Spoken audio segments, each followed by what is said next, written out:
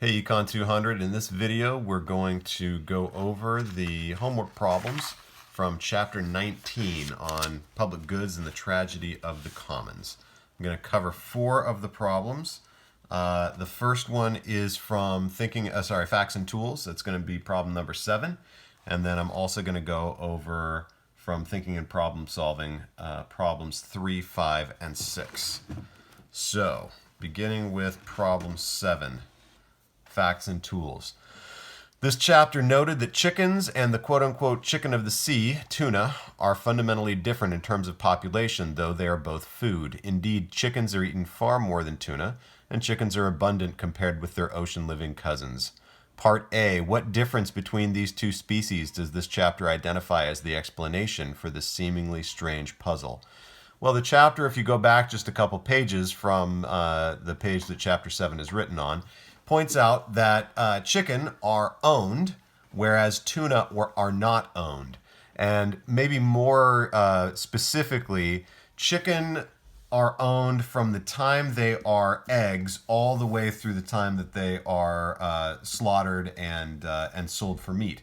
Whereas tuna, while they're under the water, and when they're in their eggs and when they hatch and they're swimming around, growing, nobody owns them at that time. You only own the tuna once you've harvested them from the ocean. So that's the difference that the book points out.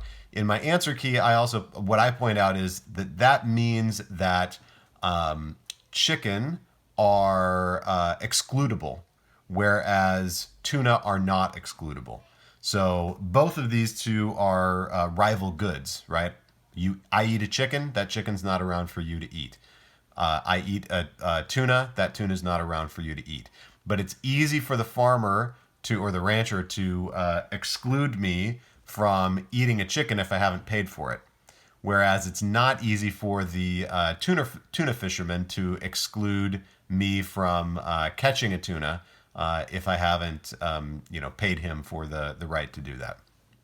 So that's part A. Part B. As population and prosperity have increased, the demand for chicken has increased. What happens to the price of chicken as a result, and why? Well, here we've got a couple of graphs. Chicken on the left, tuna on the right. Okay, so demand increases as people get more prosperous. That's going to be true. This in part B, we're talking about that for chicken. So demand is going to shift right to call it D prime. What's going to happen to the price of chicken? Well, it's going to go up. All right, before the price of chicken was here at the intersection of S and D. Now, with an increased demand, the new price will be here at the intersection of S and D prime. Call that P prime. Okay, so the price of chicken is going to go up because as you increase demand, you're moving up that supply curve. All right, or at least in the short run, that's what's going to happen. Part C, because of the rules humans have concerning chickens, what happens to the number of people raising chickens as a result of the price change? Why? What happens to the number of chickens and why? Okay, well, because of the laws that we have where you can own chicken from the time they're an egg all the way through their life cycle, and you can prevent people from, harvesting them without paying you for that right.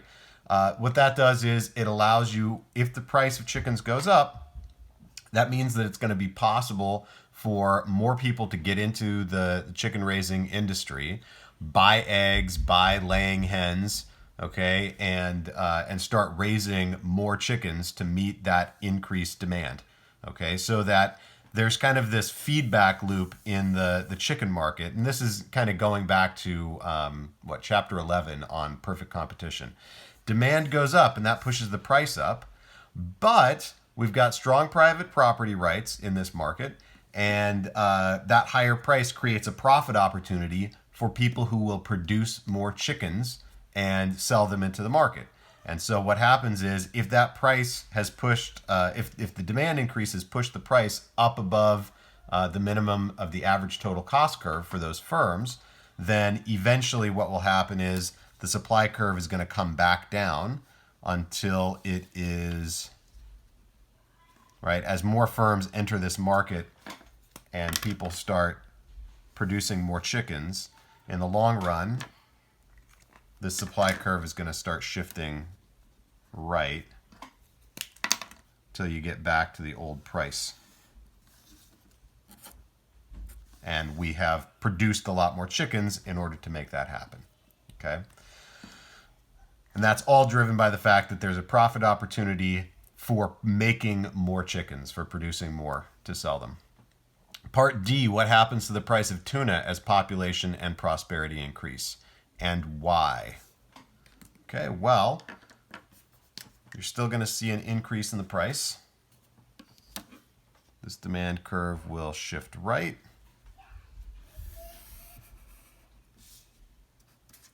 To D prime. And whereas before the equilibrium price was here at P, now with the increase in demand, the new price will be here at P prime. And it's for exactly the same reason as what we had with chicken. You push that demand curve up, you're going to be moving along that supply curve. Okay. Part E, because of the rules humans have concerning tuna, what happens to the number of people harvesting tuna as a result of the price change, and why? Well, as that price goes up, more and more people are going to be harvesting tuna. The price has gone up, and so maybe before there were some people who would be willing to who would like to catch tuna and sell them, but the price was too low for it to be profitable. As you push that demand curve up, some of those people enter the market and start harvesting the fish. Okay, but remember that's harvesting. Whereas in the chicken example, they are producing more chicken. In the tuna example, they are simply harvesting more tuna. They're not producing any extra tuna. And so over time, as you harvest those extra tuna, you're not going to get an increase in supply. Instead, as you harvest adults beyond the rate at which they can reproduce, that supply curve is actually going to start shifting to the left. And you'll get an even higher price, but you'll start reducing the quantity of tuna that are available even at that high price. Okay, so that is the answer to problem number 7. Let's move on. Thinking and problem solving. Problem number 3. Has the rise of the internet and file sharing turned media such as movies and music into public goods, and why? For part A, I would say that there is a fairly strong argument to be made that yes, movies and music are turning into public goods. Because remember that a public good is one where it's difficult to exclude people from consuming it, and it's non-rival in consumption. Well, movies, music, with the internet, they're basically non-rival in consumption, right? You can stream a movie to all, pretty much everybody in the United States simultaneously, and they can all watch it. And same idea with music. So it's become a non-rival good, or at least a more non-rival good. At the same time, file sharing makes it difficult for people to exclude. So if you have produced a movie or you've made a hit song, once that gets onto the internet, it's pretty easy for people to just copy those files for free and enjoy them without ever paying you. So you have both of those two characteristics: difficult to exclude and non-rivalrous in consumption.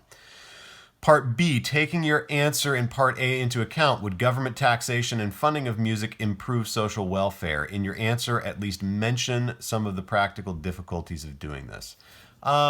So you can read the answer that I posted on Blackboard. My argument would be that you're probably going to get more music and more movies if the government were to tax people and then, fund the public provision of those things. But it's not entirely clear that that would really enhance social welfare very much, because government provided goods are very often of a different character than privately provided goods. Okay, and so if you look at, you know,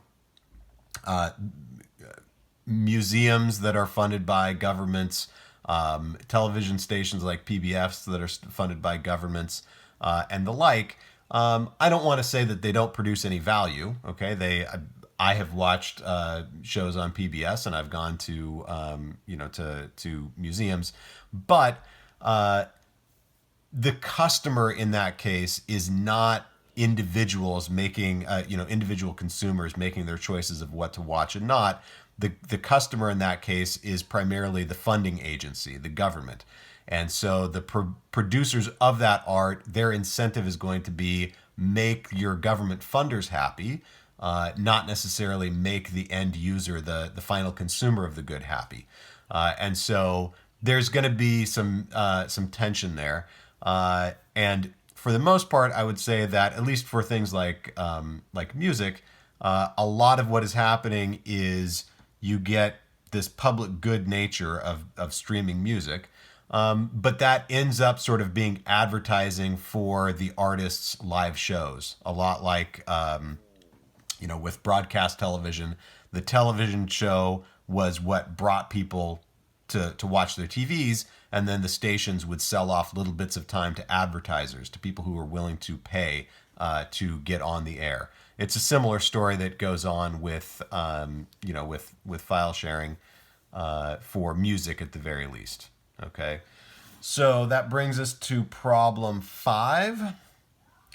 As already mentioned, the line between public good and private good is genuinely blurry. Electronic tolls on roadways are making excludability a little bit easier every year. In your view, should we continue to think of roads as public goods? To be more accurate, we should really say, should we continue to think of travel on uncongested roads as public goods? I would argue that no, we shouldn't really think of travel on uncongested roads as public goods for a couple of reasons. One is that the roads are, they are becoming excludable. Okay, now they were always excludable in the sense that you could put up a toll booth at different roads, and you could make people pay to use that road, and you could. Maybe people would try to get around that, but you could put officers of the law on the road to look for people who were, what would it be, like fare skipping, right? Or basically turnstile hopping, the 18th, 19th century version of turnstile hopping. So they were always excludable. They become more and more excludable as it becomes easier to put, like an electronic transponder in somebody's car. They don't even have to stop at a toll booth. It's just, if you drive on this road, we're going to charge you money for it. Or the more miles you drive, the more money the government will charge you for driving on their roads. So that element of excludability, roads are becoming more and more excludable over time. And so that would tend to make these more of a club good, if we assume that the good is non-rival. But in addition to that, I would say that it's important to remember that even if you couldn't exclude people from getting on the roads themselves do become congested the more people you have on them. That is 100% true in places like Southern California. Now, I've lived elsewhere. I've lived in Wichita, Kansas, and for the most part, there's almost no traffic in most places in Wichita, most times of day, most days of the year. But certainly in more populated areas, it becomes very clear that roads are congestible. They are a rival good, and my driving on the road does interfere to some extent with your ability to drive on the road. So even if they weren't excludable, they would still not be a public good per se, because they are a rival good. And goods that are not excludable but they are rival, that's a common resource, and that's why we get traffic, so much congestion on the roads in Southern California. We're kind of stuck in a tragedy of the commons. Problem 6, the massive stone faces that pepper Easter Island puzzled people for centuries. What happened to the civilization that erected these faces? A clue is that the island currently has no trees. Trees would have been necessary to roll the stones and to make boats to bring the stones to the island. Archaeological digs have discovered that the island did have trees very long ago, but it's believed that the natives used up all the trees until they had no choice but to leave. Can you think of an explanation for why people would behave in this way? The following questions may suggest an answer. Part A, who bore the cost of planting new trees? Well, that's obvious. Whoever planted the tree bore the cost of planting it. That was the person who had to, pick up the seed, dig the hole, plant it in the ground, tend it, water it, keep animals from eating it while it was young and vulnerable. Who benefited from planting new trees? Well, that kind of depends on the local customs and the laws that they had. But presumably, since they chopped all the trees down, it's a good bet that the person who benefited from planting a new tree was whoever was the first one to cut it down, or whoever was the first one to pick the fruit from it. And presumably those were not necessarily the same people who had planted the tree. So they were likely not private property. They weren't considered an excludable resource.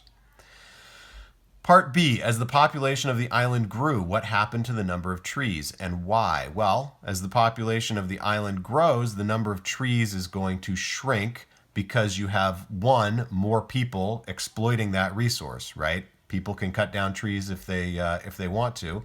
And at the same time, it becomes less likely that if you're the person who plants the tree and tends it, that you're going to be the person who gets to cut it down. And so you're going to have this increase in exploiting the trees and probably a decrease in the planting of trees. Okay. Again, this is assuming that they didn't treat the trees as private property. C. Biologist Jared Diamond, writing on the subject of trees in Easter Island, asked, what were they thinking when they cut down the last palm tree? What do you think the person who cut down the last palm tree was thinking if he acted as a person facing a tragedy of the commons? And of course, you can read my full answer on Blackboard, but I imagine that person felt quite a mixture of emotions. One would probably be sadness that, shoot, this is the last tree. This is pretty much it for us in terms of being able to live on this island. And I'm kind of the one who's putting the final nail in the coffin. That would probably be one feeling. They might have also felt something along the lines of, this is inevitable. I have to do this. Either I'm going to get to use this tree or somebody else is going to take it instead. And so, I would imagine those are at least two of the feelings that they had as they cut it down. All right, that is it for the Chapter 19 problems. For the most part, people suggested they really didn't have much trouble on any of the problems, but of the ones that anybody had difficulty on, those four were the ones that popped up the most often. So thank you for watching, guys. I believe this is going to be the last video of the semester, and assuming that's case, that is the case, I will bid you a fond farewell. Remember that even though we've just got 1 week left before finals, I encourage you to communicate, be flexible, and stay awesome.